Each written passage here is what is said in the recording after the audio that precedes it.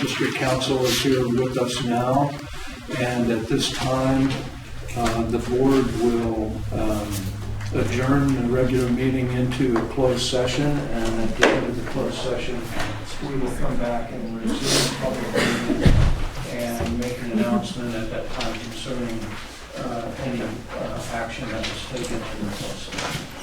And you're welcome to stay in this room while we have the closed session. You can also go out onto the campus. Do you have any idea how long this will be? No, we don't. We hope it's relatively short.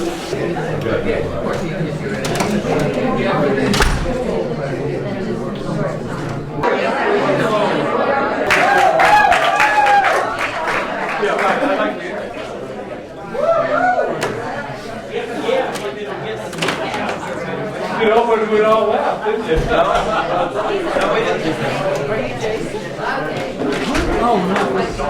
Okay, this public session of the Bolinas Fire Protection District will now resume.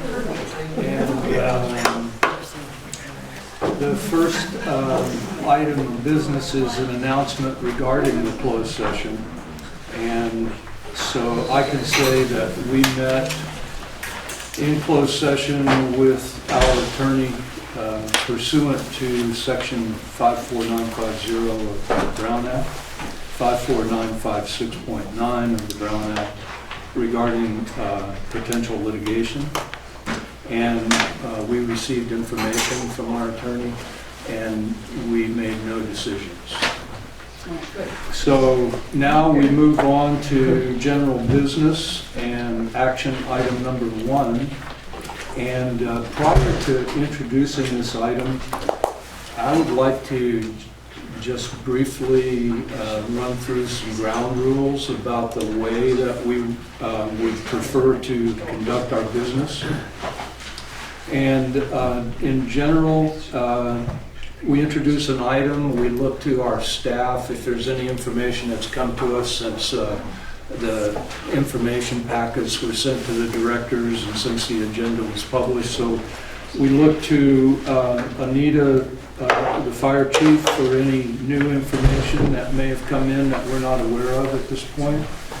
We also have with us tonight representatives of the applicants who want to make a presentation to the board. We'll hear what they have to say. We will then open it up for discussion among the directors of the board and entertain a motion concerning the request.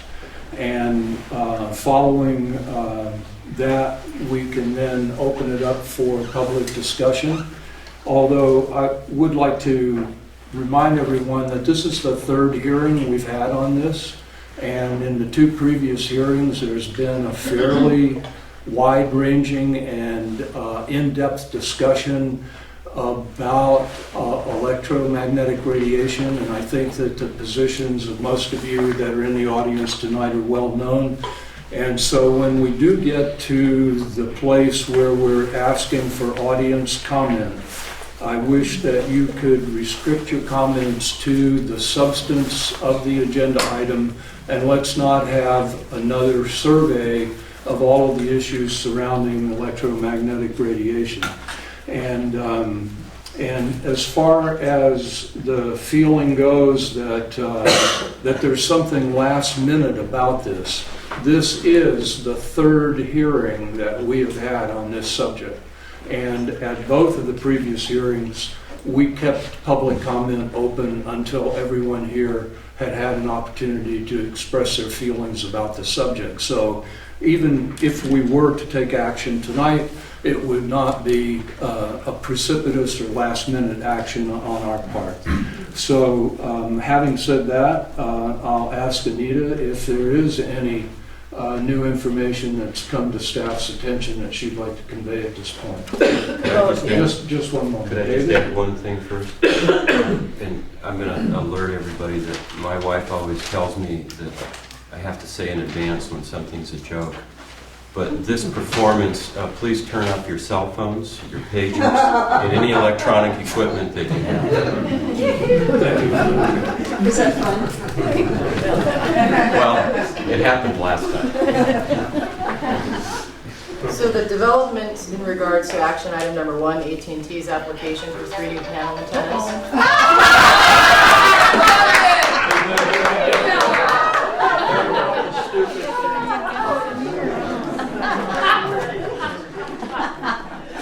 She's making our case for it.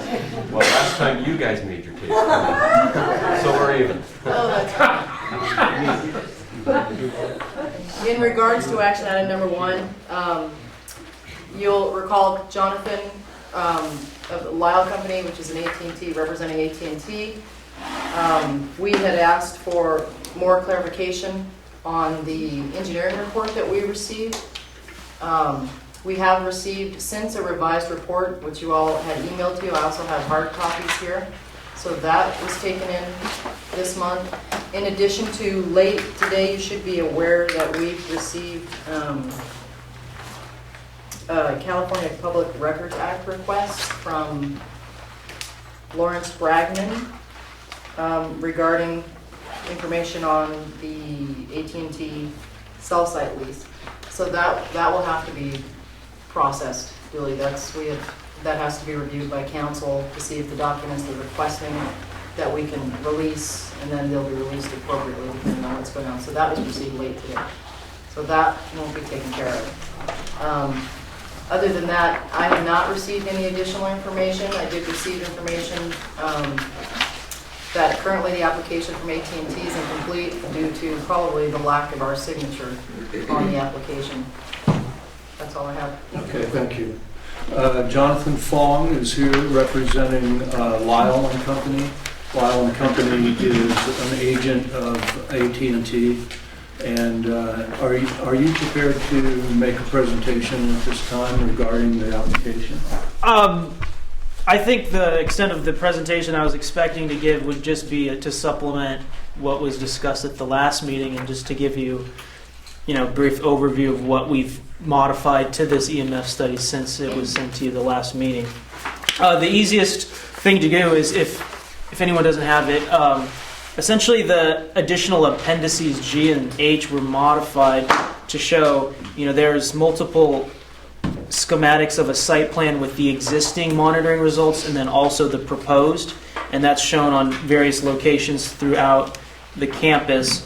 And also in a table form in Appendix H, that same information is shown there.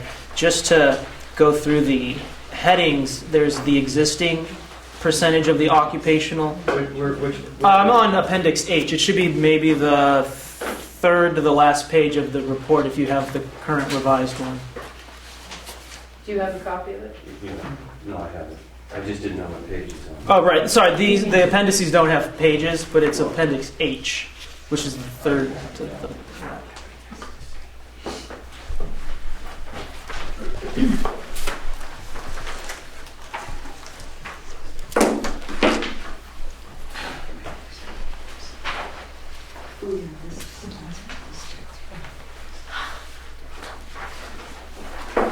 So as we discussed in the previous meetings, there's percentage of the occupational and general population, and this table shows the percentage of the existing occupational, the percentages of the proposed or conclusion if this modification was to be done.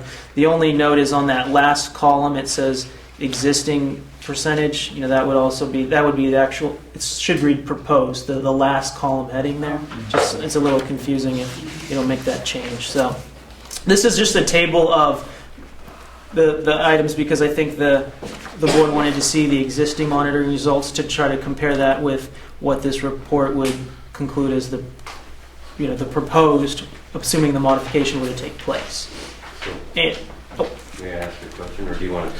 There's one other item that I think you might have even mentioned last time. Someone had a question about the FCC thresholds and whether or not that had to change since the Telecommunications Act was invoked. And we posed that question to the preparers of this report, and they responded that those thresholds had not changed since the Telecommunications Act was passed.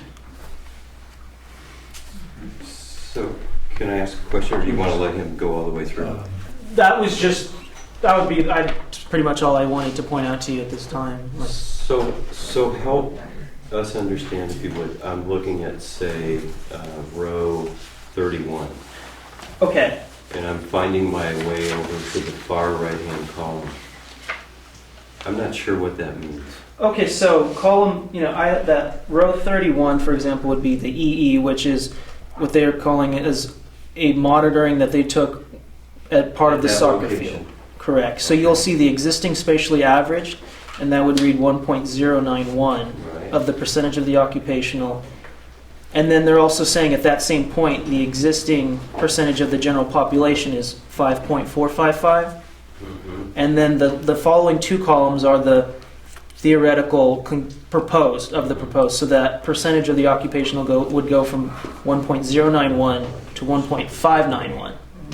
And then likely, in the same way, the percentage of the population would go from 5.4 to 7.9. And existing was the reading that When the CBI took.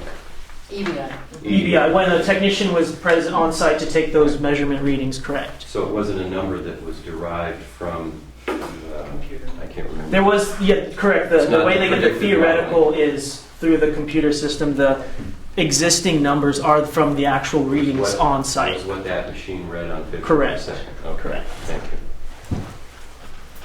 Could somebody explain in general terms what you Could guys we, are talking about? We're receiving a presentation from Lyle and Company, and the board is making comment and asking questions. And when we open it up for public expression, then it'll be your opportunity to comment. Does that seem reasonable? I wonder whether somebody couldn't give just a general description of what you're talking about. It's all gibberish to us.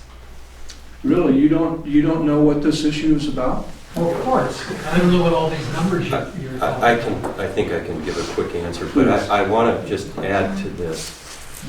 We need to be able to conduct a meeting, and if there's going to be lots of interruptions, that's not going to happen. So, but Dale, yes, what we're talking about is on February 2nd, someone came here and who's licensed and took different readings of the actual EMF emissions at that day at a certain point in time at certain locations. So what I'm asking, and then also this company has gone through a model to determine if they add the antennas, what that new reading would be at that location. And those are the numbers that I'm trying to understand. I didn't understand it just by looking at the table. So these numbers are all expressions of a percentage of the existing FCC limits. Is that correct? That's correct. So, for example, going back to that item 31, 1.091 indicates 1.091% of the FCC threshold for occupational exposure.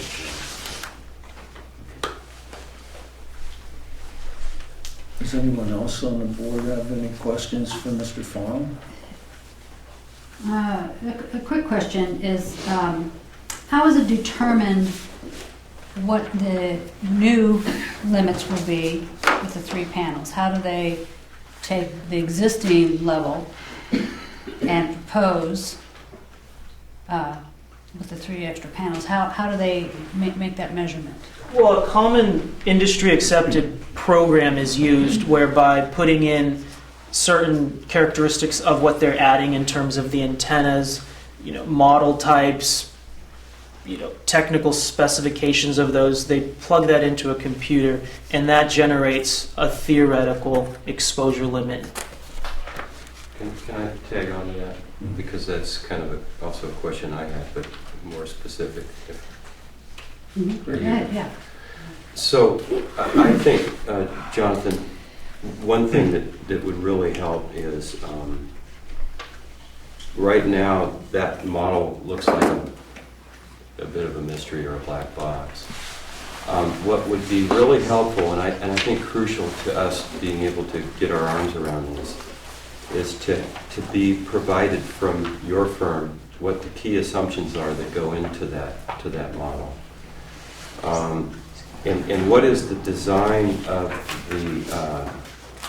the algorithms that the model uses? You know, what is, and I know that's available. And then, and that, I don't need the gory detail of that, but I think we need enough of that so that a scientist could look at those and then comment on that. So I think we need to have what the key assumptions are that are the inputs into the model, and what is the algorithm, what's the modeling algorithm or the modeling approach that this particular software uses to produce the proposed predictive emissions. Does that make sense to you? It does. I mean, I guess my only follow-up question... Understand my I understand your question. I mean, I guess what our question would be is, I'm not sure I see what specifically would be satisfactory to allow you to make a conclusion. I mean, whether it's something like a peer review of our study from a similarly qualified professional. I'm just trying, because that's what we've done in the past. If you have questions of how this came to be, I mean, clearly it's someone we've contracted with, but I would just pose that question of having a peer review of this study, if that is an issue, or is it something different than that? I'm not asking for a peer review. I'm asking for the inputs and the understanding of the model such that someone could do a peer review. But I don't want to get back a peer review that just says we agree with their output and we still don't know what the assumptions are or what the algorithm is. Okay, that's perfectly acceptable. So what I'm looking for is what would be handed to a scientist to do a peer review. Beyond, okay, that makes sense. And that doesn't appear in here. And I think without that, we're kind of living in a little bit of a mystery as to how do we really put these numbers in a context.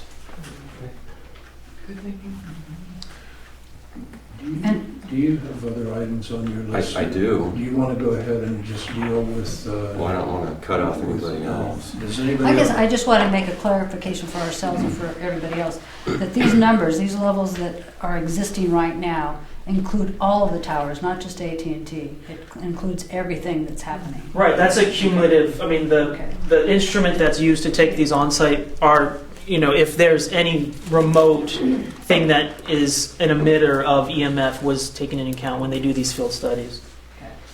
Presumably the input to the model are the actual measurements that you got, and then the projections from saying I'm putting such and such an antenna with this transmitter connected to it, it's going to produce this much radiation. That's how you derive these predicted That's my numbers. understanding. You want me to bore him to death? David has Go ahead. two or three issues that he would may like raise to some more, address with that's fine. Johnathan. Is it okay if he just carries on with this? Why don't you go ahead and go forward with your observations? Okay. I think, Johnathan, something else that would be really useful is, if I understand it right now, when we look at the number on page 6, which shows if I understand this right, that the composite exposure level from all carriers, so that would include the Verizon antennas, correct? Correct. And the district's own communication facilities. Right. And so that's approximately here 5.5%. That is based on, is that number based on the actual readings plus the new equipment, or is it based on the worst case scenario of all equipment, including Verizon? After that was a question in the last meeting, we went back to EBI to kind of get a clarification of that 5.5%. And it was our understanding, as they sort of referenced to that table that they added, that 5.5%. I mean, if you notice the percentages in the back, the high would be about 10.83% from location 2, and then the low being, you know, much lower than that. And the way they explained it is that 5.5% is what they generated from the average of those points that they added to that appendix. And the answer is? Is the 5, is it? Oh, right. I'm sorry. Yeah, that's how they derive that 5.5%, is saying if you have essentially an average of those proposed And the percentages. proposed, again, were the sum of the actuals plus the new antenna. Right, using that Okay. algorithm. So another thing that I think would be very useful to the board and to the community to know is, let's put aside the actual measurements that were taken on February 2nd. And now go through the predictive model with the theoretical worst case for all equipment, Verizon that's existing and the existing AT&T, and then let's look at that if everything was running full tilt. I missed you when you said take away the actual measurement. No, what I'm saying is I would like to see the model applied where the inputs, the cumulative calculation, is composed of the maximum emissions that every antenna on the property could put out if they were all running at the same time.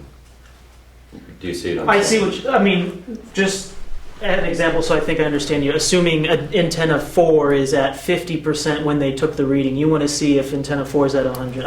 Okay, I understand. Right. So I think what would be useful to know is if all the stars lined up at an instant in time and everything was running full on, what's that? And right now we don't have that number because it's built from what was read on February 2nd plus the expected that's coming with the new antennas. So I'd like to see it with the full-on calculation. In a similar table, or would you? I assume that's probably the Yeah, easiest. that's fine. Then also just a little minor thing, and I imagine it will come forward with the provision of the key assumptions and so forth, but could you tell us what the spatially averaged is? I don't know how that's calculated. Is it with a certain radius around a certain point and all the data points that are collected there? Or, I'm really confused about what spatially averaged readings, what that formula is. I think it would be helpful for us to understand that. And that could come forth with the list of assumptions and so forth. Okay. Can I keep going? Please. To make sure I've got my notes covered here.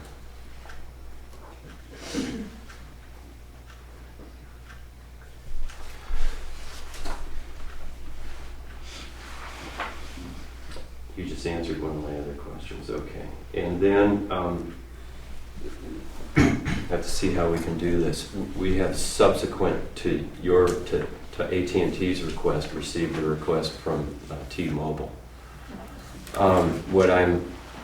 Since AT&T and T-Mobile are wanting to be friends, it would be useful to know what the worst case scenario would look like with what your original request was and what this report attends to, with now the new T-Mobile equipment added on to the AT&T tower.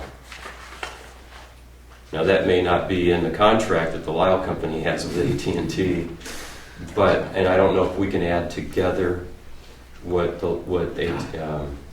T-Mobile has, but I think again for the board and the community to be able to get our arms around this, we've got to have the whole enchilada, if you will.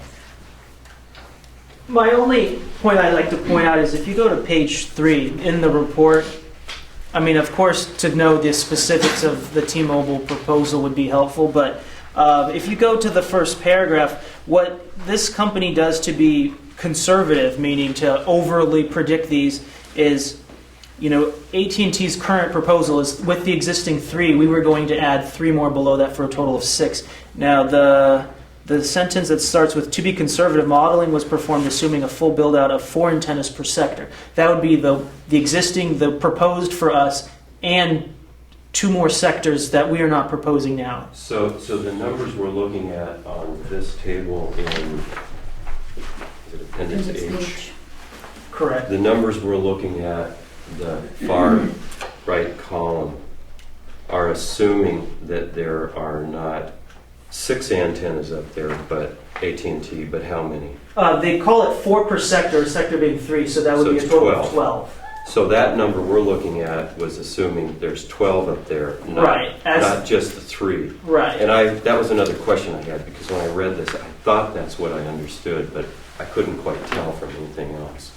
So just to be clear about this, these numbers, if your predictive modeling is correct, would not increase with the co-location of T-Mobile's proposal. Well, not knowing what that proposal is, I mean, can you let me know what that is? It would depend. I mean, it's- I want you to define that. Okay, well, generally speaking, a typical co-location of an additional carrier First. would, I mean, again, not knowing the specifics, and that would probably affect Yeah. David's response to the validity of the roof view theoretical algorithm. I'd say that that's potentially what it could be, but not Well, knowing those specifics. Given that we're in this world where 2 companies are now wanting to merge, is there a prohibition from the 2 coordinating to share that information back and forth? Do you know? I mean, being that in about, what I hope, 15 minutes, that would be part of the public record. I mean, anytime they make an application, it would be Yeah. known. So I don't think it's a problem. So To know that- ideally, you would be able to call up or email T-Mobile. and- Anita has a comment to make on that Okay. too, Just- because there is additional information. Yeah, okay. For Yeah. clarification, T-Mobile's requesting to add 3 panel antennas on the existing monopole. And we do have an emissions report from T-Mobile that would be taken under consideration under the next item, but Right. their statement is that T-Mobile is under 5% threshold. So it's 3 panel antennas in regards to their models, or, you know, Right. I'm sure it's along the same lines with the 3 antennas you guys are trying to Well, it add. depends on what kind of an antenna it is. and how We can strong it provide the is. information as far as the model, but it's 3 This is antennas. Maria Miller, Yes. and you are representing T-Mobile, Yes, correct? thank you. T-Mobile wants to install just 1 antenna per sector, so That would be depending- 3 then? 3 in total. antennas, Okay. right, but not 2 as you said. Right, just the worst case that was shown in our EBI report would assume those 3 plus an additional 3, Right. plus our 3, plus the I- existing 3. I'd like to make a comment as far as the upcoming merger. The legal department has advised us that it's on the table, it's being considered, all the approvals could take up to 18 months, Right. at least a year. And until that happens, T-Mobile and AT&T are 2 separate companies, they're competitors. AT&T's network is of no benefit to T-Mobile, so we cannot be making decisions based on the merger. By Right. law, both companies are prohibited to change their business behavior until it takes place. Are you then, Maria, are you allowed to provide to the Lyle company the manufacturer specifications for the equipment you propose to put on the tower? So that they can plug it into their predictive model? Yes, And thereby answer our question. yes, we can do that. Very well, thank you. Do you have anything else on your list, David? Can I look it over? Sure. I drive them nuts. They love it when I do the minutes.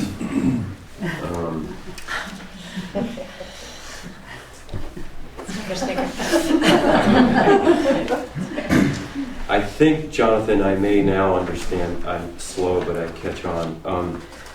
That in Appendix G, I think you answered my question earlier. I see a bunch of locations, and there's 2 pages, for example, for the fire station. And on each location, say, take location E. There are different numbers on each of the 2 pages, and does that mean one of them is the existing and one of them was what you said would be the proposed? Right, if you Where did I go, miss it? no, you're right, in the bottom right hand, box? in the Oh, there it box. is. It I'm should- sorry. I got it. Yeah, the graphic looks the same, it's just that it'll say existing proposed. Done.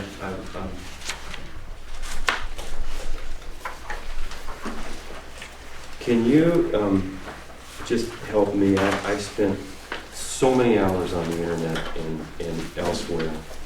I still don't have my arms around the difference between the 1900, is it hertz frequency versus the 850, and which is being used, or are they all being used? Right. I mean, the frequency range essentially corresponds to different technologies. So you'll have AT&T operating at, or virtually multiple carriers operating at multiple frequencies depending upon what they're trying to do. So that's, I mean, essentially you have two technologies that AT&T generally employs on most cell towers. You have like they might call it a GSM or UMTS, and that corresponds to frequencies. The 850, it says in here, and I've read it elsewhere, that is that typically what's used for a cell phone? Right, both of these. I see. So cell phones could use the 1900 as well. Right. I mean, okay. To be even more confusing, with new technology, they might operate at a completely new frequency. Okay. Should that emerge in this market? Okay. Last question. Do you have the ability to compare the numbers that will come out of your predictive model, or do you have a way to relate the FCC limits to what we see in other countries in terms of their limits? Is that any information that you guys would have or be able to provide us? I'm really struggling trying to find that as well. I would probably look at it the same way you have, but I can ask. The brain trust in your group can do better than me.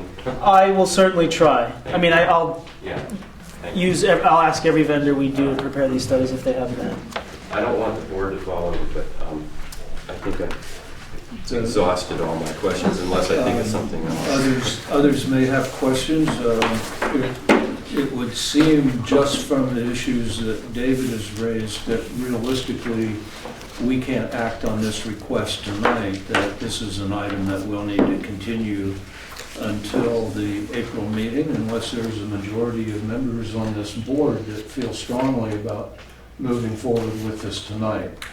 But I, for one, would like us to be able to get the additional information that's been requested and also have it far enough in advance to be able to get some understanding of it before our April meeting, which I believe is on the 26th. 25th? 4/25. So does anybody have any objections to continuing this item until the meeting of April 25th? I'm fine. I think that's a good idea. So this item, the request from AT&T to add the 3 new antennas will be continued until April 25. The next action item. Could I just ask Lyle a question about the report, because I studied it too. I think that you could maybe take that up with Johnathan after the meeting. Is there something that you want to ask him that has some bearing on us continuing the item until April? Or is it adds to what to David's list and is stuff that I think it would be important for the board to know and important for the public to be aware of as well. Okay. I studied both versions of the report, and there were a couple of things that struck me.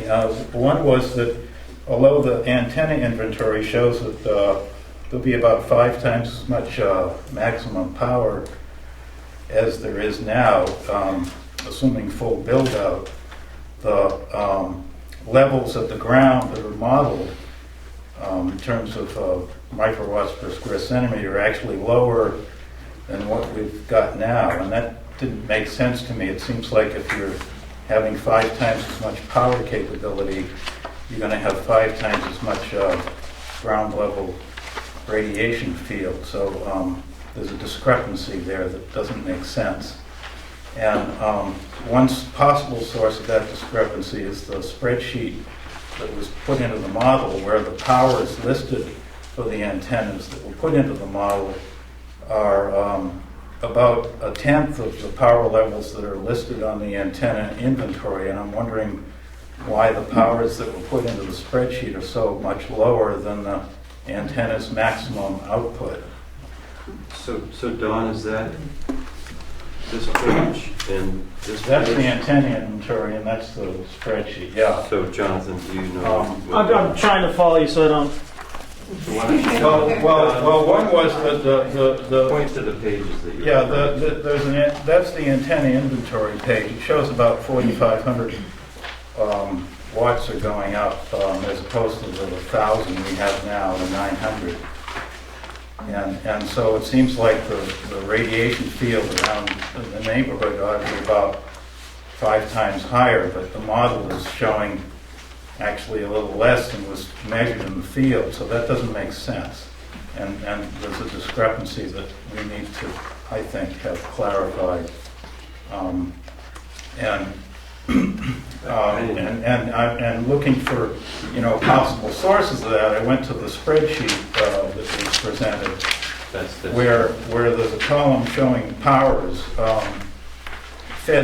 modeled into the antennas. Hold on, Don. Yeah. It's Appendix C. See? Okay. Yeah.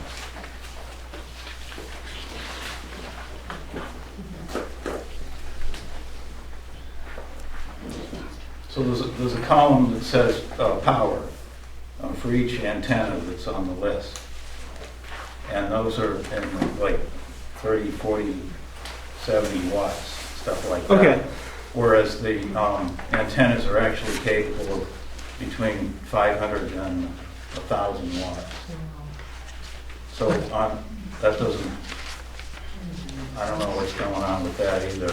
But one thing that would, what I'd like to do is to, just as a double check on the situation, is to make a calculation of what I would, not using the program, but as a double check on the program, because all kinds of things can happen in modeling. Just make a hand calculation of what the field at the ground would be, but the key piece of information to do that is missing, namely the spread in the vertical plane of the radiation distribution from the specific antennas that you're proposing installing. You give the horizontal plane distribution, which doesn't really get us that, but it's the vertical plane distribution that's the key one for ground exposure. And if I had that, I could easily do a double check. Those were my questions about the report. Thanks, Don. Is that clear with the information that he's suggesting be incorporated in the update? I think so, if I can get a copy of that to make sure. You can call, Johnathan, you can call me. Okay. Contact Don, and we can clarify. Okay, perfect. I'd be glad to write it up if you want. Yeah.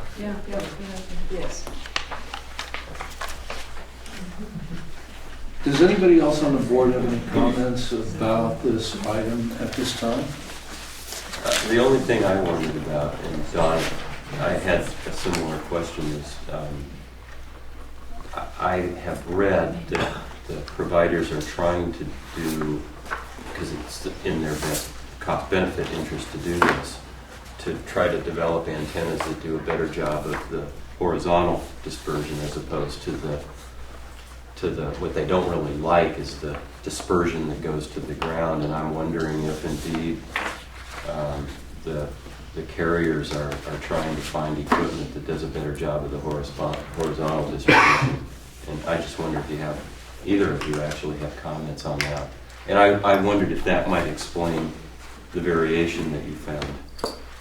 Yeah, it could. And I don't know if I'm not aware of such restriction. Okay.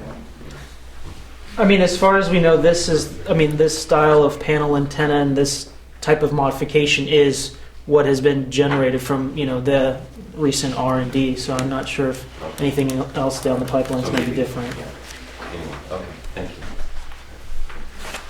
So are there any objections from any board members on continuing this item until the April 25th meeting, when we will be able to take this new information into consideration? So there being no objections, please. Point of order on the process of the continuation. Point of order on that process. Okay, Bob? I would like the board to consider that the continuation in itself includes, we've just seen a crystalline clear example of it, includes the capacity to respond to the larger community concerns and questions and input.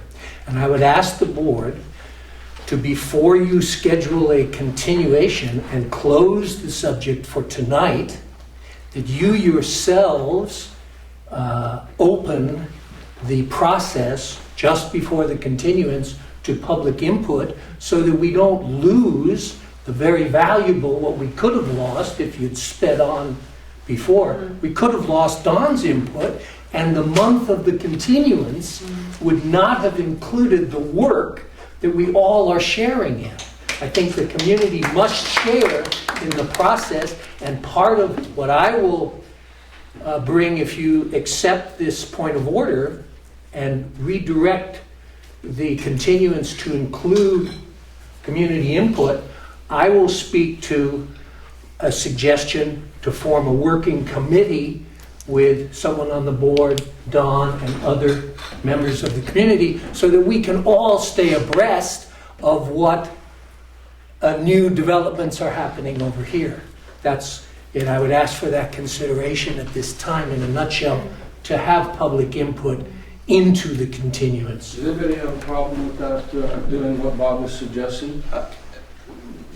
No, with an exception. You wouldn't characterize it as a problem, but No. you want to say something about it? Yeah, what I would like to say is, it's 9:45.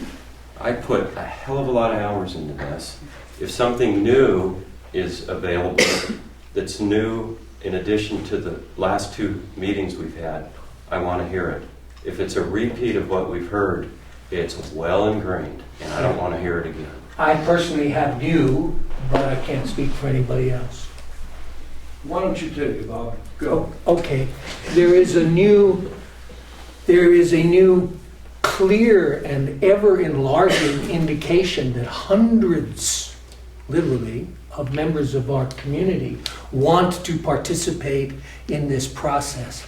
And as such, I think that if the board could take up again the question that was presented the last time, I think Mary Beth presented it, of having a committee that is served by the board, by specialists like Don, and by organizing specialists like whoever, Mary Beth or whoever, then all the rest of us, the hundreds of us that are getting more and more involved, would be able to be in a circular experience of learning how to deal with this question, and we would diminish any oppositional or any separational or any longitudinal errors or impartials. So please, would you consider forming a committee and allowing us to participate circularly in this process? It doesn't seem like an unreasonable suggestion to me, but I'd like to hear what the other members of the board think about the idea of forming a working group or a task force to allow a maximum amount of people to have input into a group that can then advise the board on this. Any comments? Theoretically, I have no problem.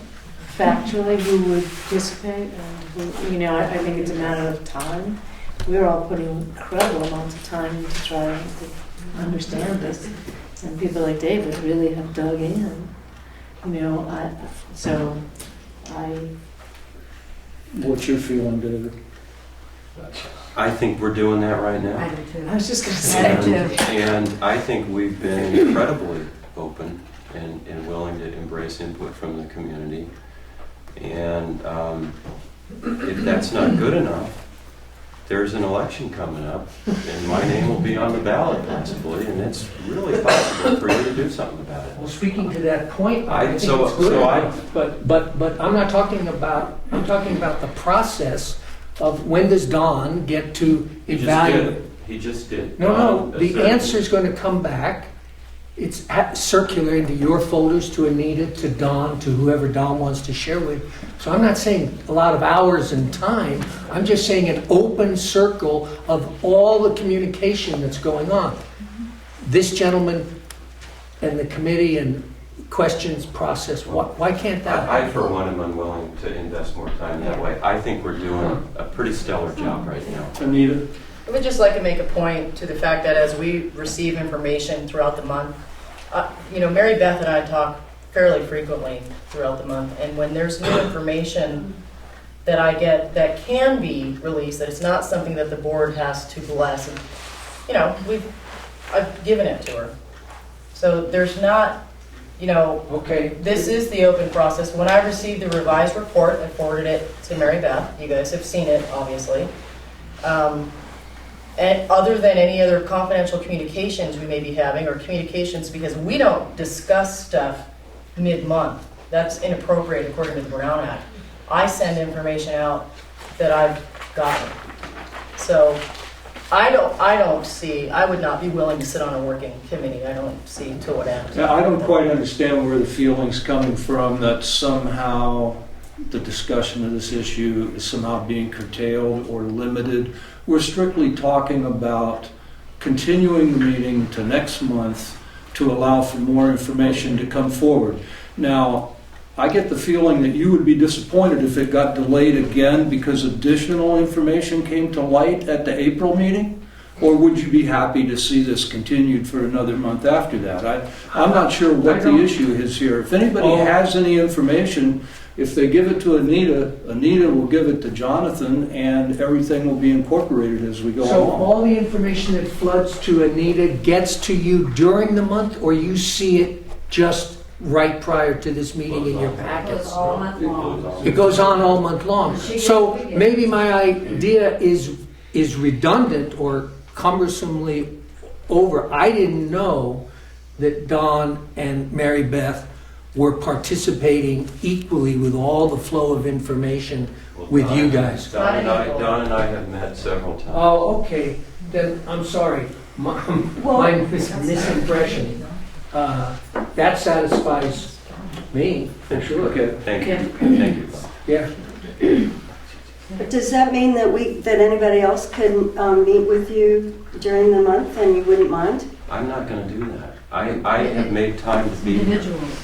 I have made so many hours for this, and I'm not going to. You can meet with anybody else. It won't be me. Can't be in group. Won't be me. And Okay, so nobody else wants to hear from anybody else who might have more information. Is that You what have you're my We've already email. gotten some emails from You you. have my We're email. getting your emails.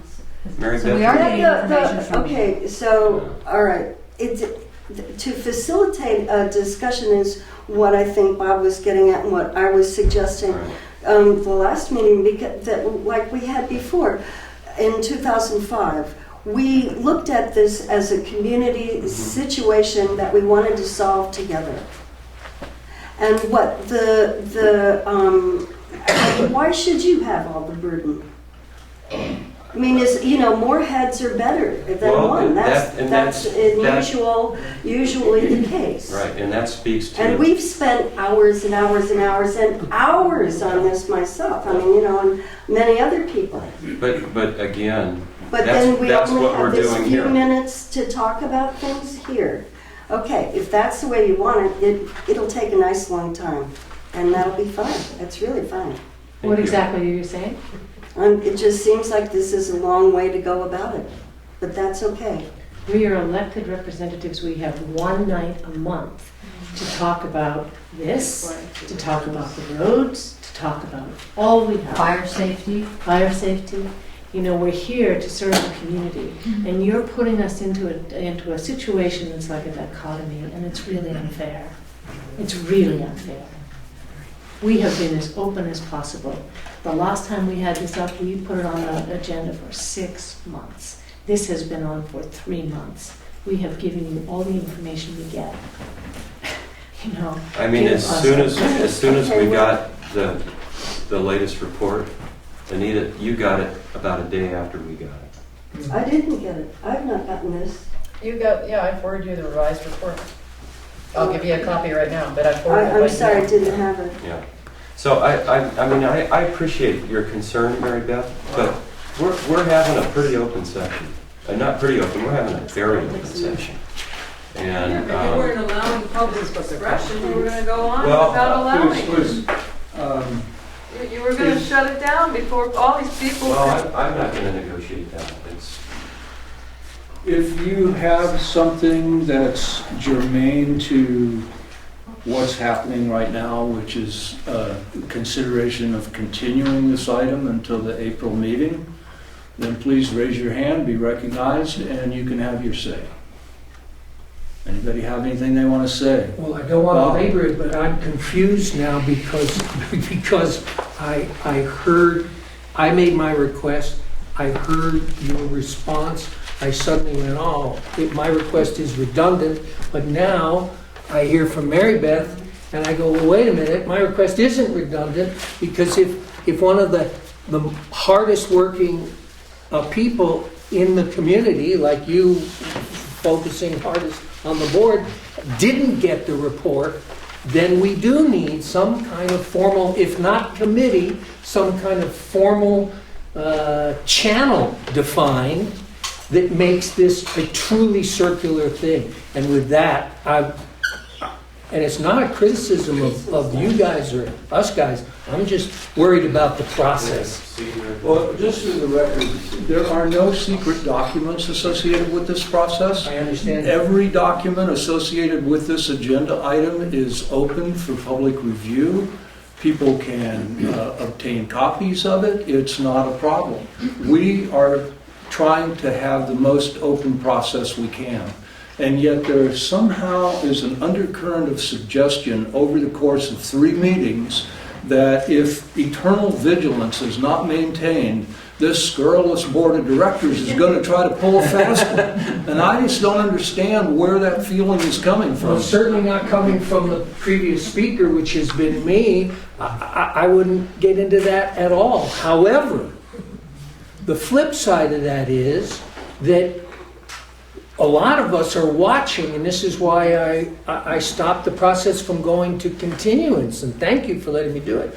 A lot of us are watching with alarm, going, wait a minute, these community members who serve us on the board are taking something from us, assuming a duty and a position from us that we don't want to give you. And that is that you're about to make a decision about the health effects, and the basis of that in terms of your decision to sign a contract and the possible loss and so forth and so on, you're about to make a decision based upon health effects. We don't want you to make that decision. We've been pretty clear about that. Yeah, But, we know that. but And when you say we're about to, what does that mean? Tonight? no, in this process, you're about, this is... Well, this is eventually, the- a decision probably will be made. Well, but it has to be made, like I say, in circular. If there's 300 or 400 members of the community that disagree with you, let's just say, I'm projecting, Yeah. and I'm talking process here, not politics or outcome, but process. If there are 400 members of the community who may disagree with you that it does have negative health effects, and you say it doesn't, and you sign a contract, this is a community disaster for the community, for the district. So we have to have a different kind of understanding, a different kind of process than just this question. Do you understand what I'm saying? Only one outcome will do for you. That basically is what you're saying. The process of full community involvement will create whatever outcome, and my preference is irrelevant to that. Could I just weigh in? I hear what you're saying, Okay. and I'm hearing what you're saying, Mary Beth. I'm going to stand by. This is an open process. Nothing's been hidden. Nothing's being hidden. Nothing has moved at a fast pace. It's moving at a deliberate pace. And that's That's a good process. And I think, I would hope people would have the ability to support that. We all know each other. We know our intentions. Absolutely. And so I think that this is about as open as it gets.